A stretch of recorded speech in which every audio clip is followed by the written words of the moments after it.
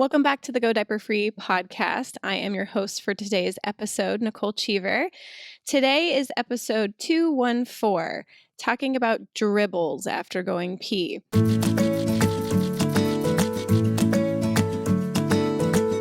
The show notes can all be found over at godiaperfree.com/214. I'll link everything we talk about in the episode today there.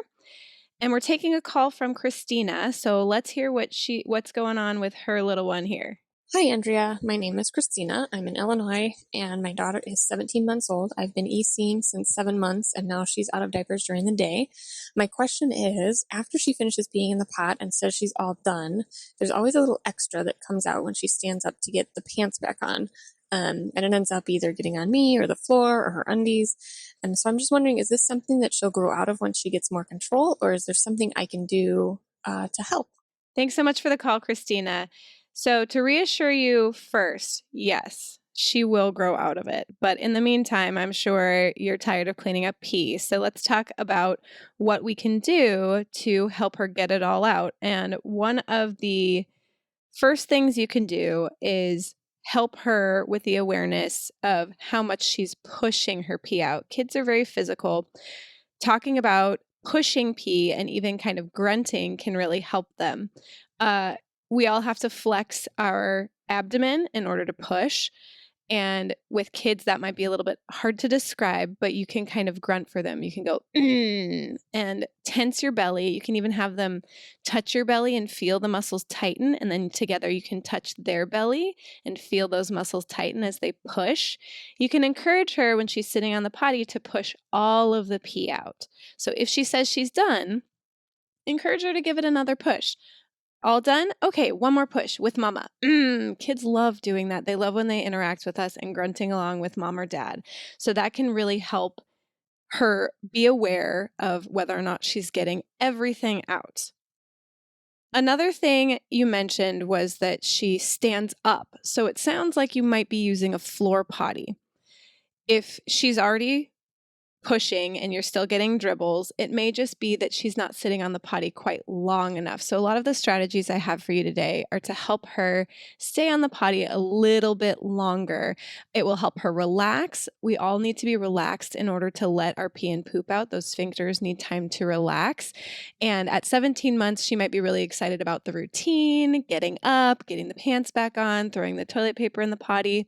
So we want to kind of help her take a beat, right? Help her to relax a little bit and release everything. If she's on a floor potty, that impulse to stand can be very strong. So maybe try getting a seat reducer or something that she can't really easily get off herself, at least for now, especially if it's been a while since her last pee and you think she might have a lot, maybe utilize that so that she'll stay a little bit longer. And then you can move back to the floor potty as needed or when she's getting all the pee out a little bit more reliably. So seat reducer might help you. You could also have something for now to distract her. You might have done this when she was younger too, and learning to crawl or learning to stand. That's when a lot of kiddos really like to get off of the potty prematurely. So you can have a potty only toy, something she only gets when she's on the potty. You can try a book, a calm down jar. You can try singing, especially with hand gestures, something to keep their whole body occupied.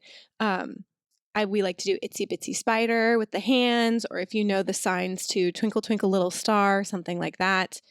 You can try running the water. You can also just try giving her a little bit of privacy. Maybe having you right in front of her is making her think that, oh, it's time to get off. I need to get off and move on with the routine because mom's here ready for me. So busying yourself in the bathroom, you can always close both of you together in the bathroom. Shut the door, busy yourself doing something else, check your hair, your makeup, look at something in a drawer. They don't really notice the difference. As long as we're occupied with something else, they feel that sense of privacy, and that could give her a little bit more time to relax and get everything out. Just in general, kind of ignoring her. You're kind of keeping a side eye. We call it ninja hovering in case she needs any help, right? Especially if she's on a seat reducer and you think she might jump off or need some help getting down. You can still keep that awareness, but give the appearance that you're ignoring her. And that can help her get a little bit of that perceived privacy. So those are my main suggestions for you, Christina. And I want to go into a few more just in general, because I think probably a lot of our listeners have dealt with kids not staying on the potty for very long. And so I have a few other suggestions that can help with that, or especially if you've got a kid who just pees all the time, right? Frequent peers. They're not getting it all out when they sit down. And so they're having to go again every 2 or 3 minutes. Hopefully not that long, but sometimes it's even just 5 or 10 minutes. You can try an egg timer. You can try a visual timer or a timer on your iPhone to tell your kiddo that this is how long they're supposed to be sitting on the potty and trying to get everything out. Not every child responds great to that. I have a kid who really does not like timers, really kind of resists them. So this is all based on your specific kiddo. But you can also try something auditory, something for them to hear. I need to hear more pee.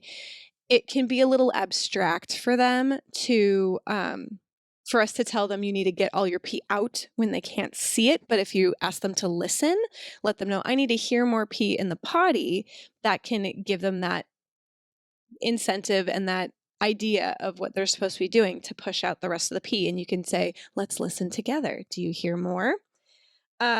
There are a couple blog posts on resistance that I will link in today's show notes.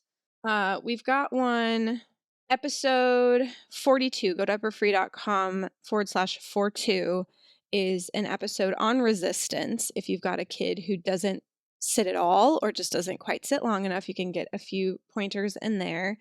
And then for those of you who might have a baby who pees on the potty, or sorry, resists the potty and then pees on the floor right after, so you're not actually getting any in the potty, there's a blog post. This is episode, I can't see the number on this one for some reason, but I will link both of those episodes in the show notes so you can take a look there. There's a another post for baby resists the potty and then pees on the floor right after. So a lot of these ideas are in those blog posts, as well as both the Go Diaper Free and the Tiny Potty Training book. Both books have comprehensive troubleshooting sections where you can get a lot of great ideas. There also is our private book owners community where coaches like myself answer questions, other parents who have been through it. So you can really put your feelers out to the whole community when you're having an issue and say, hey, you know, my kiddo's doing this. What do you all suggest? So those are really helpful. And the access to those pops up as soon as you purchase the books. The books are in digital format by default. You can order a paper copy, but if you order either the Go Diaper Free book or the Tiny Potty Training book, you get the audio version and the digital version pretty immediately in your email inbox. And then you can also access the private book owners communities that will help you out with a lot of that. Let's see. Try not to rush potty time for you, Christina, and for any other folks out there listening who are having kiddos who are resisting sitting or not quite sitting long enough. Try not to rush. At 17 months, Christina, your baby is starting to build her long-term memory. And what happens when they're doing that is we're going through a lot of repetition, and things can kind of also sort of look out of order. It can look like they're regressing, but they're actually just processing and really lining everything out mentally. So it's a big shift. We also have a blog post on some of that that I will link in the show notes for today. There's another blog post specifically on development for babies 12 to 17 months and how it relates to EC and potty training. And that's episode 192. So I'll link to that one as well. But she may be a little bit fixated on the routine. Like I mentioned earlier, if you're standing right there in front of her, she thinks it might be time to get up. And just in general, she might be excited about that part of the routine. So just finding ways to slow potty time down. We don't want to be spending forever on the potty, dilly-dallying, but we do want to relax a little bit, kind of give them some time to completely empty their bladder. And that's why giving them something to focus on, or even just focusing on something yourself, can give them that reduced sense of urgency. If you're right there ready for them, they might get a little bit of a sense of urgency, like, oh, I'm supposed to be done now. The other thing is, if you give her the time and space and, you know, some privacy to focus on pottying herself without you right there in front of her, that actually might help her make that connection a little bit more. If she is really fixated on the routine, she might not really be realizing the sensation in her body when she's standing up and that little dribble is coming out. So giving her the time, even on the floor potty, to sit down and stand up multiple times. Stand up, try to pull her pants up. Maybe she sits down again because she realizes there was a little more. If you avoid intervening and let her go through that process by herself, that can really help her connect all those sensations and the cause and effect. The result of when I stand up and this little dribble comes out, now I'm pulling my pants up and they're wet. We do have to give our children that time and space to kind of figure it out. That's that Montessori philosophy of giving them the tools and then letting them work through it. So while as adults, we might be all business when it comes to pottying, we're in and out and over and done with it. Your kiddo needs a little bit more time because she's still learning to just connect all the dots and put all the pieces together. So busying yourself, slowing potty time down a little bit, giving her that chance to get on and off the potty multiple times, as much as she needs, with the door shut so she's not running all over the house with wet pants. But shut yourself in with her and tidy up the counter and just let her get up and sit down. And if she asks for help, absolutely help her, but give her that time and space.